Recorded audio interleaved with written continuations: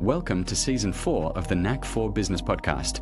Quick note before we start, East Tradewinds meets again this Tuesday, 8 to 9 a.m. Eastern, free to attend. It's a weekly online session where business owners show up, share what they're working on, and make real introductions. Coaching, IT, insurance, podcasting, the room is diverse and the energy is good. Come check it out. Link is in the show notes. We have a question for you, the listener. Why do you keep second-guessing big decisions even when you know better? Our guest will break down how business owners and leaders can make clearer, more confident decisions by reconnecting logic with the mind-body connection, building real-life trust, and navigating change.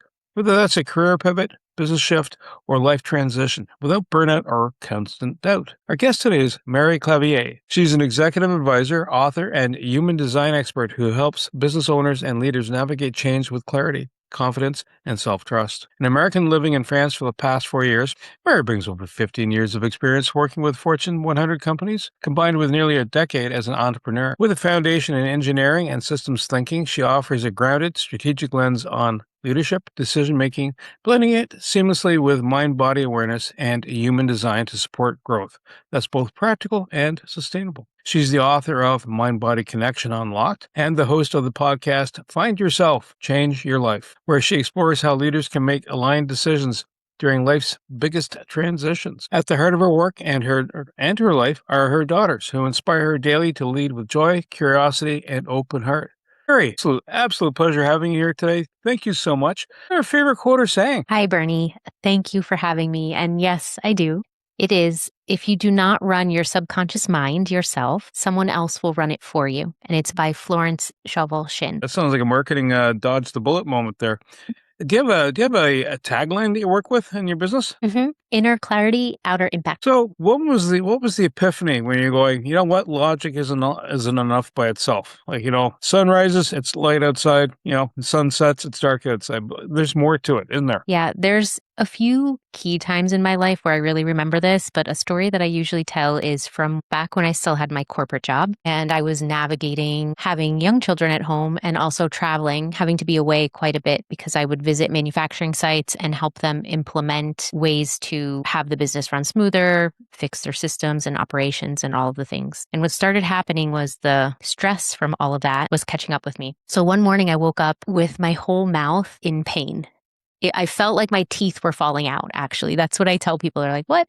And yeah, I actually felt like my teeth were falling out and I ran to the mirror to kind of check. I was like, okay, everything's in place. Like, what's happening here? And I made an appointment with the dentist, an emergency dental appointment. And he checked it out and he said, everything's fine. He said, but you're grinding your teeth at night. And I was, at the time, I was under so much stress that I was grinding them quite a bit. That then I would wake up in the morning in pain. And that was one of my first aha moments that it's not only about what you're doing day to day, like what you're thinking about or what you think you're doing or how you think you're navigating a situation, because your body can actually tell you, knock, knock, actually, this isn't working. Wow. So you have an engineering background, which means, it's more right-brained typically, and I could be totally wrong, but typically it's right-brained. And you're combining the left brain and the intuitive side to kind of come into one. So how did your background in engineering help you view leadership today? Because now you're bringing these two things together. How did that form? So what it made me realize, I'm really grateful for my engineering background and it's afforded me so many things in my life, right, of experiences and everything. But what I realized as I kind of went through my journey is that it's not only about that. It's not only about the logic and the facts and the figures. And whenever I would go to manufacturing sites and work with the teams, it was really interesting to me to see the mindsets and behaviors around it and what makes certain sites actually change and what makes other places kind of stay stuck in their same process. And so much of it really has to do with leadership. It really does. Like you can have all the systems, but if you don't have the right people and you don't set the right type of culture for what you're looking for, then it's not going to work the same way. And that was my first kind of opening into that work, that then I said, all right, there's so much more here. And then combine it, of course, with my own experiences of the teeth episode and other things that kind of, led me down a path. And I said, actually, yeah, this is not all it. And the real way to the stronger way, the more effective way really to show up is by combining both of these and by understanding process, but also being open to those softer skills and those other types of intelligences that aren't always, directly explained and put out on the map with science and logic. To help moving to another country to kind of, provide, because, when you're used to a certain place and same old, you don't have, you may focus or miss something because there's enough from where you were. But now you're in Europe, right? And being in Yep. France, was that also a contributing factor? Definitely. I mean, moving to another country and not being fluent, or I should say, like, because I did know French before I moved, although my French has improved a lot since living here, but not having your native language be the language of that country is a incredibly humbling experience. And we could all do better with having those kinds of big life changes just to give us different perspective on things. Right. So moving for me, I mean, it changed things for me professionally. At that time, when we moved, I had already had my own business, but still I had to set up things differently in France. I had to navigate what that looks like, along with, helping my family set up and getting my girls settled and, all of those other types of things. There's so much change at once. It's not just one area. It's like the whole life happening at once. And coming out of corporate life, did you find that your experience with the Fortune 100 companies, there were good takeaways that you can come away with? But as a solopreneur, is there things that migrated that actually made it more smooth for you? Definitely. I definitely see I think one of the strengths of having the corporate experience first is that you see how things can run at a really big scale. And so you kind of have an idea, not saying that it exactly goes that way, but you already have an idea of how something might work versus entrepreneurship. If you've never been in a larger corporation before, I think there's other challenges with like how you get started and how you look at project work and how you tackle some of those things that are needed in a business. I think having the experience with the Fortune 100 companies, you get a lot of those experiences already that support you then. So you've had a couple big transitions, left corporate, not all at the same time, but left corporate, moved across the ocean, and those are big transitions. And now you're helping people get through their decisions, and make sure that not only you potentially can make an error, but you can also recover from the error. What brought you into that box? Over to you. Otherwise, I'll keep going. No, that's great. I appreciate the question. It's a great question. Yeah, because over time, I saw really that when we're navigating these big life changes, I'll add another one in there, was becoming a mom. That was another big life change. And, when we're navigating these things, it can feel really challenging to figure out what's next or to decide what to do, right? And if you aren't connected with yourself and feeling into what that is in your own way, then it's very easy to spiral and to be overthinking and all of these different things. And what I see happen a lot for people, for leaders in companies or even business owners when they're looking to do a pivot, there's this piece of uncertainty that holds them back. And I really believe that when we know more about how we each individually operate and we stay true to that, we can bring so much more to the world and we can work in such a different way. And so this work is really about helping people to not stay stuck. I've seen so many people stuck in jobs that are not in alignment with them anymore, that are not working for them. They're stressed out, they're burnt out. It's like something needs to change, but it's hard to actually change because they're worried about making the decision or worried about making a mistake. So I said, okay, you know what? Let's take a step back. Like, how do you actually make your decisions? Because once you know that, that's how you can move forward. The thought that popped into my head, and we make choices all the time, growing up to, past retirement, Is there an ideal window for people to capitalize on your services, or is this universal? I mean, I could be a teenager. I wish, right? I'll be a little less heavier in my mid frame. But is it a level of maturity and age that the light bulb comes on, going, yeah, this isn't working. I got to go talk to Mary. Mary, help me out. That's a great question.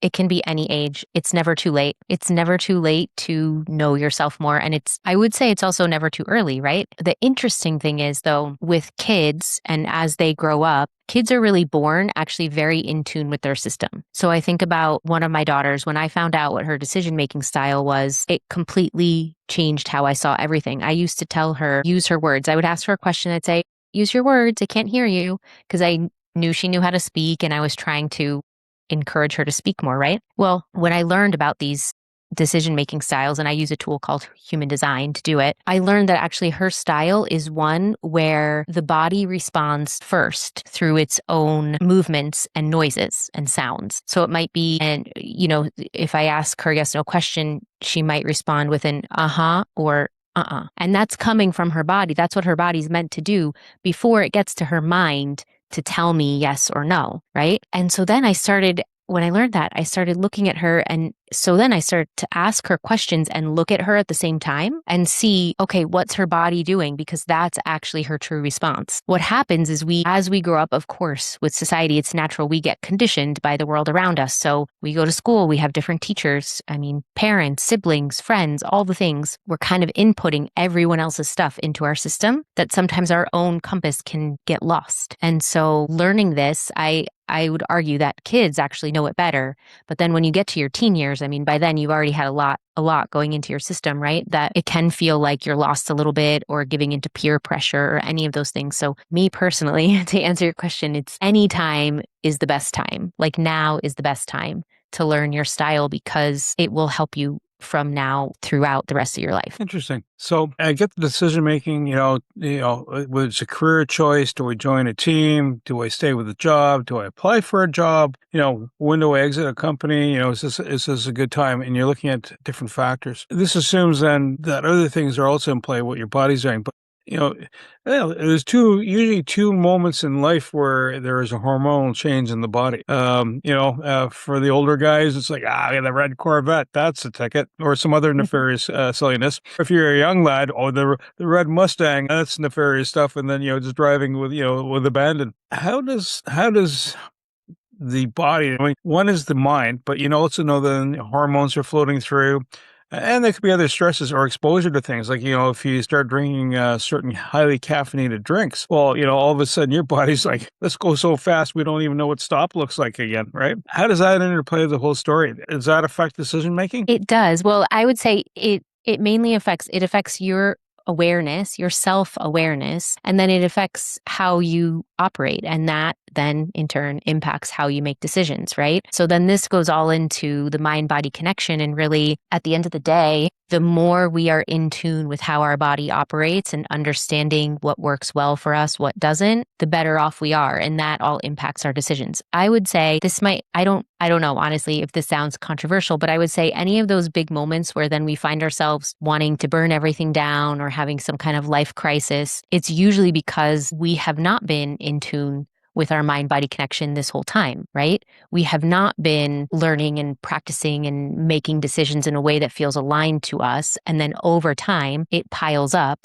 It's kind of like what happened with me working with the stress in my mouth, right? Things were not going well for a while that I was ignoring until the body said, knock, knock, So I look at it like that for anything that it's really about, and it's an ongoing practice. I'm very much of the mindset of, we're not perfect. Nobody's perfect. It's really learning to practice and be in tune. Just this morning, I went for a walk. I didn't want to go for a walk.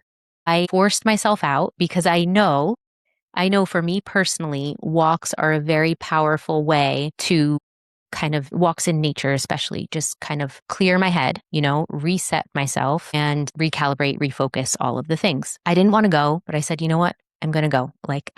It's time. I haven't been in a few days. The weather's been crappy, whatever. So I went and, not even 5 minutes into my walk, my body was remembering. I was like, oh my gosh, I feel so much better from doing this. And it's a continuous practice. Some days I don't want to go for the walk and I don't go. But then it's about remembering and choosing to go for the walk the next time because it's something that's good for you and that's going to support you. What are the typical mistakes leaders make? And it almost, as I ask the question, I almost think of, when I craft an email, do I hit send right after typing it or I give it a little while, reread it going, I forgot a whole word in there, which changes, everything else. Is it timing? Is it too catastrophic or are there other things that are kind of key issues that make for a boneheaded move on behalf of the one person making the decision? Well, there's a couple different factors. One, I would say it depends on the size and the level of the decision, right? So is this a decision like of the level of what am I going to eat for dinner? Is it my outfit choice for the day? Is it a haircut level decision? Like, okay, going to get my hair cut. if I don't like it, it's going to take some time, but it's going to grow out? Or is it a tattoo level decision? Like, all right, it's a big one. I need to stick with it. So let me make sure, whenever someone is inclined to make a decision when emotions are high, I typically advise against it. That's not the right time. But then it also depends on your decision-making style. Like some people's styles are meant to wait, like clarity comes over time, and other people's it's more in the moment. So there's a few different factors for it. You just reminded me of a board chairman one time saying, yeah, let's get all the paperwork done right now because everybody's still smiling. And when things go sideways, the paperwork governs next steps. So that if you're in an emotive state or hot under the collar. Yeah. You mentioned a couple of things: decision making styles, and then you talked about human design. So let's start with how many different types of decision making styles are there, and then how does human design fold into the story? Yeah. So there are 7 styles, and human design for me is a tool that I use with clients to talk about a number of things, but initially it's always around first your decision making, so how it shows up for you. So there's 7 different styles. They work in a hierarchy depending on your chart. When you put your information in and get your chart, it'll show you your style. On the chart, it's called authority. So you need your birth time, date, and location to get your chart, and then it basically spits you back out this chart, and it has a bunch of things listed on it. But one of those things is called authority, and the authority is your decision making style. There are decision-making styles, and then there's human design. Can you kind of enlighten me on the styles and then how human design kind of folds around this and shapes the end story? Yes, for sure. So human design is actually the tool that I use that shares these 7 styles. So it's a system. There's a lot of detail that goes into it, but basically what happens is you take your birth time, date, and location, you put them in online, and you get a chart back. And this chart gives you a whole bunch of information, and one of those things is called authority. And your authority is your decision-making style. So these 7 styles work in a hierarchy. And if you have, and so, some of them are connected, it goes a little deeper with each one, right? But basically, like you have one main style, and some people might have a secondary style or a lens that they look at their decisions through. But basically, that's the tool that I use. And then there are the 7 styles that then whenever a client comes to me and I get their chart, then I'm able to talk to them about which style is theirs and why, and then more details about how that style works and how it specifically works with your own mind-body connection. People make decisions, and there's different types of decisions, and you have the human design. So, what does that look like? And I've already done the test, and you already have. I'm looking at it going, okay, there's a lot of data on the sheet, and what does that all mean? In this case, I think I'm close to what you described as your daughter, in which case I go, Mommy, I'm home. Yeah, so actually, yes, you have the same decision-making style as my daughter. So I'll share a little bit of an example for you how that could show up. There's a couple of things to it. So the first piece is understanding, knowing your style, learning about it, right? And then there's another piece of how you integrate that into your life and how you use it on a day-to-day basis. So for you, for example, you have sacral decision-making style. You're meant to make decisions in the moment. It's supportive for you if you are asked yes/no questions, because your body will answer more easily to yes versus no instead of open-ended questions.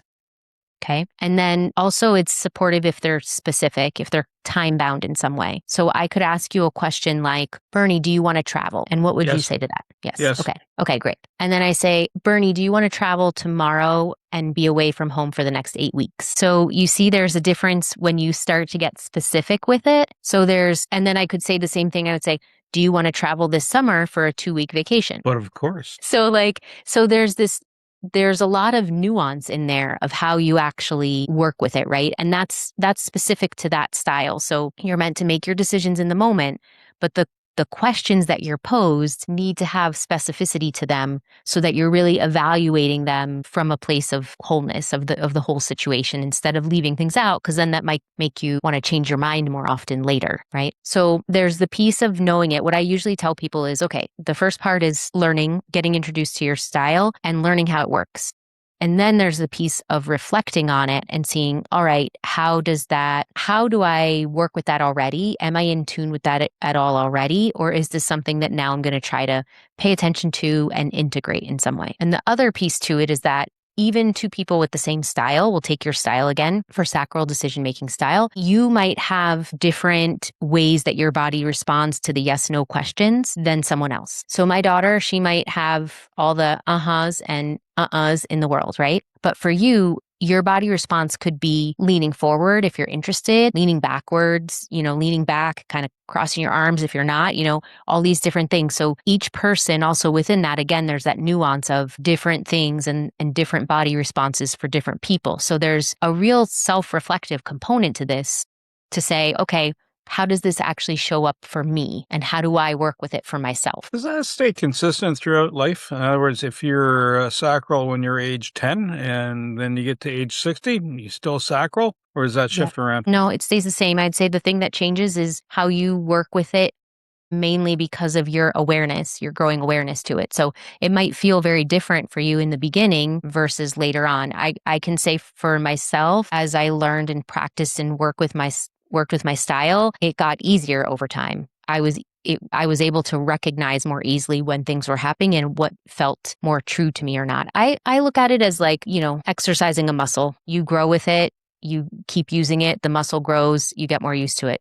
You might fall away for a while. If you fall away and you kind of start to ignore it, you can get it back. You just have to work at it. So you work with executives or leaders. How do you get their head wrapped around this whole concept? Because it's a different approach than what they probably have seen. Like, culturally, if you're in the Far East, I might be inferring way too much, but in the Far East, this probably is more easily accepted, for lack of better words. And in the West, it's like, we're engineering. Part A goes into Part B through slot C, end of story. Next, carriage return, right? And if you don't know what carriage return, that means enter. Yeah. So my background is manufacturing and pharmaceuticals. It doesn't get more structured and more kind of routine than that. And what I would say to it is I work with people that are open and curious and ready and willing to do something different. There's going to be people that they might say, oh, this is okay. You put your birth information. This isn't really true. And that's okay. If they believe that, that's okay. I can say from my experience, it works. And I've seen it work over and over again. So I hold on to that, stay grounded in that. And then the people that are interested, I say, try it for yourself. I'm not here to tell you if it'll work for you or not. Me personally, I would say it works, but it's up to each person, right? Because then again, it goes into you practicing and having your self-awareness. I find for me, I mainly work with people that are already ready to change. Like they're tired of what's happening and they want something different and they're willing to try something different to do it. Right? Versus doing the same thing over and over again, right? There's that whole definition around insanity and, doing the same thing over again and expecting different results, right? This is for when you want a different result. That makes sense. It's interesting. As you're describing this, and as the person starts figuring this out, what's the ripple effect around people around them, whether it's home or business? I would say there's so many ripple effects, I would say seen and unseen. And this is something else I could talk about all day long, but basically how I believe it works is the more that we are in tune with ourselves, the more that we practice our self-awareness and our self-leadership, I like to call it, the more it benefits everybody because then we are able to stand in our truths and communicate in ways and express what we need. And then that's also a version of leading by example. So you're showing to other people how it could work for them, right? By me modeling this in my house, I show to my husband and my girls, this is a way forward. This is a way that we can move forward and feel good about ourselves and then have it feel good for the rest of the family dynamics. And the same thing from a work perspective, the more that you're leading authentically true to yourself for the good of all, right? Never with an intention for it to be hurting or harming other people, the better it is, the better tone it sets for the culture, for the relationships, again, communication, all of those things. And I believe that when we understand each other better in that capacity, that also changes the game because I know how my daughter's meant to make decisions. I also know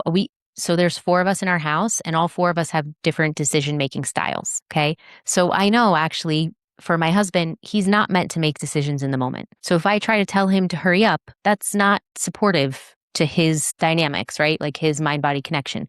So understanding that is also building another bridge with people and kind of having this, compassion, deeper understanding for each other, which again, benefits and ripples, I would say in ways seen and unseen. When someone goes through the process, how long does it take for that the light bulb to come on fully and, it becomes resonant. In other words, every day, whether do I go for that walk? Why are my teeth grinding? What's up with that? It really depends. It really depends on each person and how much they're, paying attention to it and how much they want to embrace it and experiment with it and all of the things. I've seen some people, they're like, oh yeah, I got this. And for some people, I can say it's a little more seamless if they already have some practices that have been supporting them, right? Like if they have a meditation practice or they're already doing other things around their mind body connection. Maybe it's movement or exercise or, like I said, meditation or journaling, anything that kind of has them in tune with self-awareness. They might find it easier to integrate the information versus someone that's just starting out, brand new to all of it. It might take them a little longer. Are there any decision styles that get along really well versus others where is oppositional to you understand what's going on?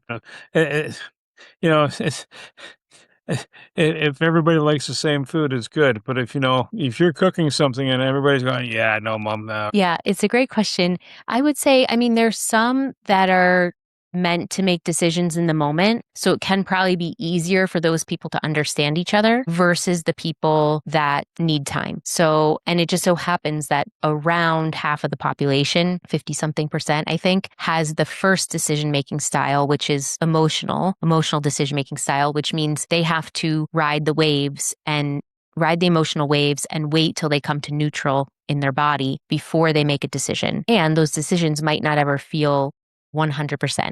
Like if you have an 80% or more, that means you're good to go. But that's very different than someone that has, like for you with your sacral response. So if you're talking to someone that's not meant to make decisions in the moment and you're like, all right, let's go. And they're like, wait a minute, So I'd say if the timing is more lined up, so like the decision-making styles there's a couple that make the decision in the moment, that might feel more aligned. The emotional decision-making style, rubs up against that because then it's like, all right, one person might be needing a lot more time before they decide. Here's kind of an off-the-wall question.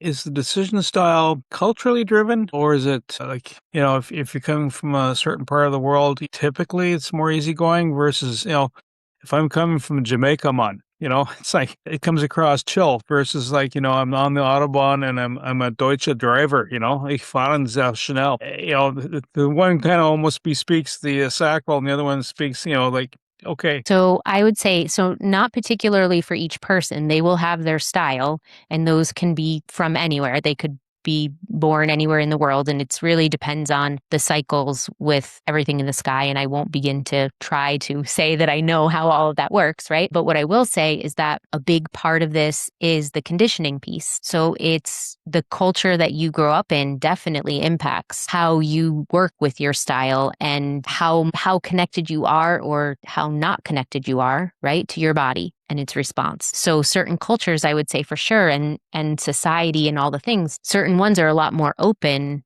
to, yes, be in tune with yourself. And other ones can be a lot more closed and saying, why do you need that?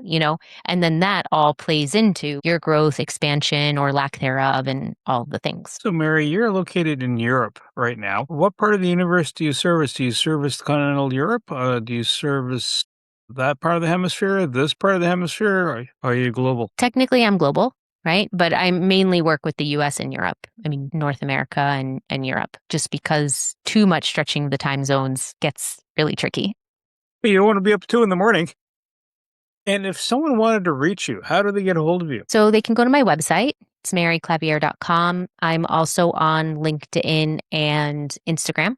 They want to find me there. And if anyone wants to get their chart, for example, you can get a free human design chart. I also have that on my website. Excellent. And tell us about your book and your podcast. Book first. Okay. So book, Mind Body Connection Unlocked. It is all about simple, practical ways that you can tune in and open your mind-body connection. So really practical things you can do. There's reflection prompts, there's activities. I wanted it to be really tangible for people wherever they're starting from to just say, okay, here's some other options. The way I look at all of this work is that things work differently for different people, right? Different tools work better for one person than someone else. So the book is really a compilation of all the different tools and tips and techniques that have helped me. And I say, and also my clients, of course, but then I say, go through them try them, see which tools work for you. It's tools in the toolkit. Take what resonates, leave the rest. But it's really meant to be a way that you can really incorporate some things into your life. And I look at it as quality over quantity. I'm not going to tell you have to go meditate in a dark room for an hour. You can if you want to. That's absolutely perfect, if that's what you want to do. But you don't have to. You can take a couple minutes while you're folding laundry and be meditative in your thinking. It's all about your presence with it. So for me, it's really starting to just help people with getting into that mindset about things in a way that doesn't seem overwhelming. We already have so much noise in the world. We don't need to add to our to-do lists, hours worth of things in order to feel like we're, doing something that benefits us. So that's what the book is about. We find your book. You can go to maryclavier.com/book and there's links there. I mean, it's on Amazon. It's on all the different Amazons and wherever you buy books. Barnes & Noble and some of the indie bookshops as well. So it's all on that same link. Now, over to the podcast part. Okay, so Find Yourself, Change Your Life. It follows this similar mission, let's say, of practical tips and tools to help someone that's navigating some type of change in their life. So the episodes are focused on different things that people may be going through and, again, different tools to help them with that. I do have a decision-making series on there. So if anyone is interested in learning more about each of the decision-making styles, or you want to grab your chart and then just listen to your particular episode, you can do that too. That's something that I'm really proud of because, again, it's a way to help and support people wherever they are to learn more about what may work best for them. Mary, I want to say thank you so much for spending time with us and talking about everything, how to make those decisions, understanding where they're coming from, how not to grind your teeth. I hear you. That's just one symptom. The other one's high blood pressure, everything about the heart, etc. So thank you, Mary, and you, the Knack for Business listeners. We really appreciate your time today. So if you haven't engaged it yet, Mary's been in the Fortune 100 companies, made a bold move leaving the U.S. to France for her own business prior to that, and learned about leadership. And it's not just about making smart plans. It's also understanding are you resonating with your plans? Because if you're not, then, your visit to the dentist or a doctor or other medical care might be coming up. Everything you heard today is for educational purposes only. It's not professional advice. Before you act on anything, talk to a certified expert in your area. Your accountant, your lawyer, someone who knows your situation. We share perspectives. You make the decisions. Want more? Head over to blog.knack4business.com, packed with practical episodes on AI, marketing, leadership, and growth. No fluff, just the good stuff. Subscribe while you're there. Until next time, keep building.